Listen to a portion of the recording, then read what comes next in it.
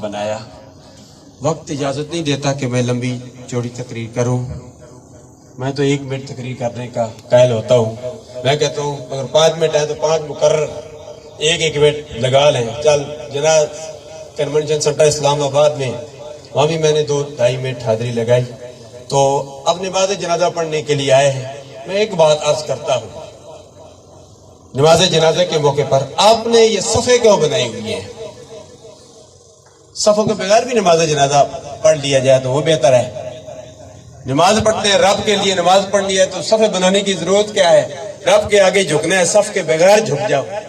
لیکن سرکار عبد قرار صلی اللہ علیہ وسلم کی تعلیمات ہمارے لیے کامل نمونہ ہے۔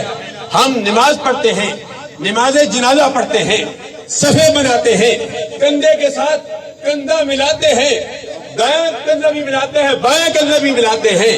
ہم مسلمان کندھے کے ساتھ کندھا ملا کر دنیا والوں کو بتا دینا چاہتے ہیں کہ ہم مسلمان ایک ہیں۔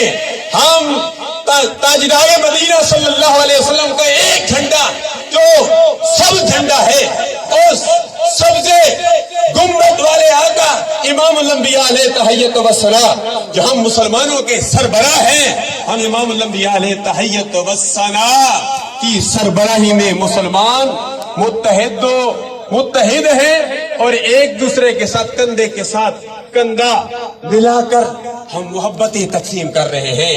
سرکار عبد قرار صلی اللہ علیہ وسلم نے بعد محبتیں تقسیم کرنے، نفرت کو ختم کرنے کا درس دیا۔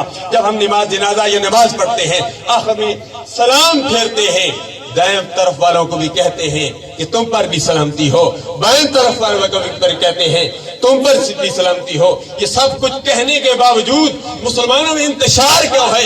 ہمارے اندر منافقت کیوں ہے؟ ہم گلے کے ساتھ گلا بھی لگاتے ہیں، ہم سینہ بھی لگاتے ہیں، ہم کندھے کے ساتھ کندھا بھی لگاتے ہیں، لیکن ہمارے اندر بغض و عناد ہے۔ مسلمان کو مسلمان سے کینہ نہیں اچھا، اور جس سینے میں کینہ ہو وہ سینہ نہیں اچھا۔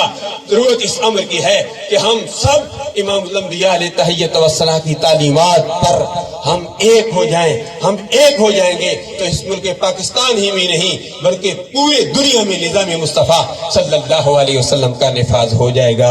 اللہ تعالی ہم سب کا